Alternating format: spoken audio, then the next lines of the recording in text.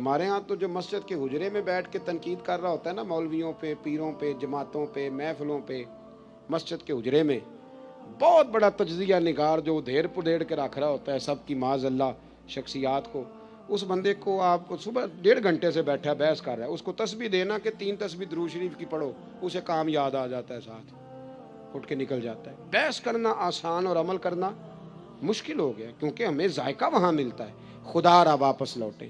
ایک بات تو میں نے آپ کی خدمت میں یہ عرض کی کہ بھروسہ ہمیشہ اللہ رسول پہ، نوابوں پہ، سیٹھوں پہ، دنیا داروں سے بھروسہ تھوڑا پیچھے کریں، نکلیں تھوڑا سا۔ غریبی ناز کرنے والی چیز ہے، یہ مایوس ہونے والی چیز نہیں، اگر اس کی لذت کو آپ سمجھے تو۔ اور دوسری بات آپ کی خدمت میں یہ عرض کی، دنیا عارضی ہے تو اس کو عارضی ہی سمجھیں، آگے کے لیے بھی دیکھیں کہ ہمارے پاس کیا ہے۔ اور تیسری بات، ہمیں پتہ ہے کہ ہمارے پاس دنیا کا مال کتنا ہے، تو یہ بھی پتہ ہونا چاہیے، میرے جیسے بندے کو بھی پتہ ہونا چاہیے کہ اس نے کتنی تقریریں اس لیے کی ہیں کہ لوگ اسے جانیں، اس کے مرید بنیں، اس کے پیچھے بھاگیں، اور کتنی تقریریں اس نے اس لیے کی ہیں کہ اللہ رسول راضی ہو جائے، اسے پتہ ہونا چاہیے۔ ہمیں خبر ہوتی ہے، ہمارے پاس ساری وکیبلری موجود ہے، ساری ہماری ہسٹری ہم جانتے ہیں کہ کہاں ہم نے خیر کی ہے، کہاں ہم نے دکھاوا کیا ہے، کہاں ہماری نیت کیا تھی، کہاں ہمارا ارادہ کیا تھا۔ یہ وہ تربیت ہے جو انسان کو پاک کرتی ہے، یہ وہ تعلیمات ہیں جو میرے اور آپ کے رسول نے ہمیں عطا فرمائی ہیں۔ ایک سبق حضور نے بہت زیادہ دیا ہے، اور وہ یہ ہے کہ نیکیوں کے خزانے میں روز کچھ جمع کیا کرو۔ کس خزانے میں؟ چلے میں زیادہ تنگ نہیں کرتا، آپ بول پڑیں تو شکریہ، نہ بولیں تو میں تو جا ہی رہا ہوں۔ کس خزانے میں جمع کرنا ہے جی؟ اللہ آپ کو جزائے خیر دے۔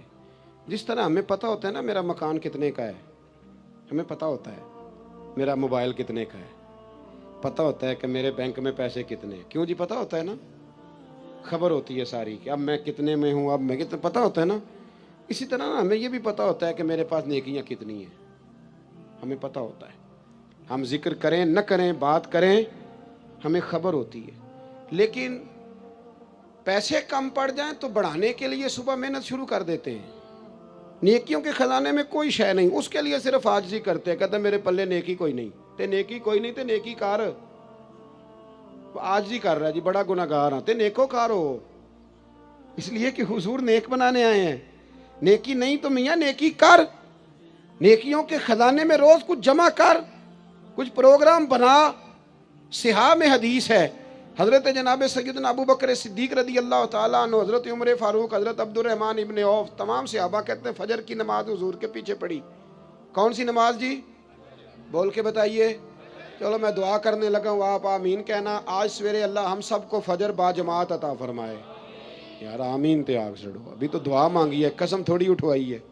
اللہ ہمیں فجر، دیکھ لیں آپ آمین کہنے میں بھی مسکرا ہی رہے ہیں، یعنی اس میں بھی پکا ارادہ نہیں۔ اللہ، میرے پاس ایک بندہ آیا، کہنے لگا پیر صاحب دعا کرو اللہ میں پیسے دے، میں وہ رستے دیاں گا۔ میں کہ یا اللہ انہوں 10 کروڑ دے، 9.5 کروڑ تیرے رستے ہی دے چڑے گا۔ وہ چپ کر گیا، جی میں تسی نہیں کر گئے سارے۔ میں کہ اللہ انہوں دے 10 کروڑ، 9.5 کروڑ، اندر نہیں جی ٹھیک ہے۔ میں کہ تم کوئی نہیں دینے، سمجھ لگ گئی من تیری۔ یعنی دعاؤں میں بھی ہم وہ کام کرنے کا ارادہ کرتے۔ تھوڑی توجہ کریں، میں بات سمیٹنے والا ہوں۔ کہتے ہیں صحابہ کرام کہ ہم نے حضور کے پیچھے نماز پڑھی تو فجر کی نماز کے بعد ہی نبی کریم علیہ السلام نے سوال پوچھا۔ محبوب کریم علیہ السلام فرمانے لگے کہ بتاؤ بھائی، آج کسی بندے نے روزہ رکھا ہے؟ آج کسی نے روزہ رکھا ہے فجر کی نماز پڑھ کے؟ تو حضرت عمر فاروق فرمانے لگے میرے دل میں ارادہ تھا رات کو روزہ رکھنے کا، پر میں رکھ نہیں سکا تھا۔ توجہ ہے نا میری بات پر؟ میں رکھ نہیں سکا تھا۔ جب حضور نے پوچھا نہ رکھا ہے دوسری دفعہ، تو کہتے ہیں اور تو کوئی نہ بولا، جناب صدیق اکبر بولے۔ عرض کرنے لگے حضور اگر آپ حکم نہ دیتے تو میں نہ بتاتا الحمدللہ میں نے روزہ رکھا ہے۔ حضور علیہ السلام نے فرمایا فوراً، فرمایا بھائی کیا تم میں سے کسی نے کسی بیمار کی تیمارداری کی ہے؟ تو حضرت عمر بولے، عرض کرنے لگے حضور ابھی تو فجر پڑی ہے، گھر جائیں گے تو تیمارداری کریں گے نا۔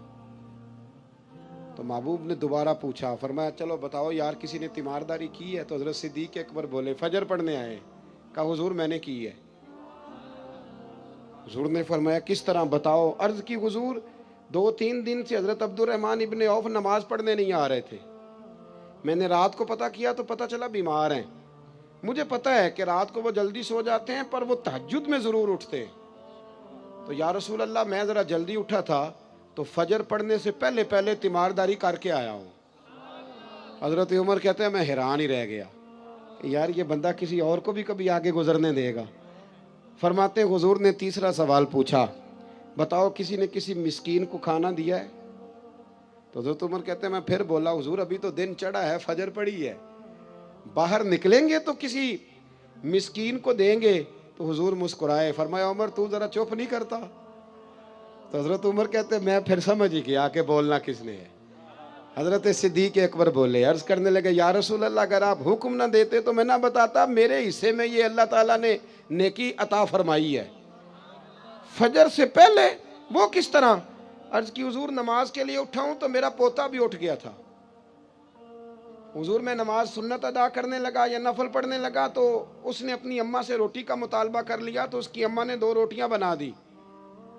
تو حضور ایک روٹی اس نے کھائی تو ایک اس کے ہاتھ میں تھی. میں دروازے پہ نکلا ہوں تو سامنے ایک بھکاری کھڑا تھا اور کہنے لگا اے مدینے والوں رات کا بھوکا ہوں. کہتے میں نے اسی وقت اپنے پوتے سے وہ روٹی لے کے اس مسکین کو دے دی. اے مدینے والے حبیب اگر آپ حکم نہ دیتے تو نہ بتاتا, میں نہ فجر پڑھنے سے پہلے مسکین کو کھانا دے کے آیا ہوں.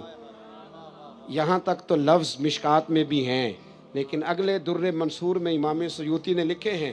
میرے رسول کریم فرمانے لگے ابو بکر جنتیوں کی 360 علامتیں ہیں, کسی میں ایک بھی پائے جائے تو وہ جنتی ہے, لیکن اللہ کا فضل ہے میرے ابو بکر میں ساری پائی جاتی ہیں, میرے صدیق میں ساری پائی جاتی ہیں. ہمیں دیکھنا چاہیے. آج سارا دن گزر گیا نا جی, 11-12 بجنے کو ہیں. 1 منٹ کے لیے صرف سوچنا ہے کہ صبح فجر سے لے کر اب تک نیکیوں کے خزانے میں کچھ ہے جمع ہوئی کہ نہیں ہوئی.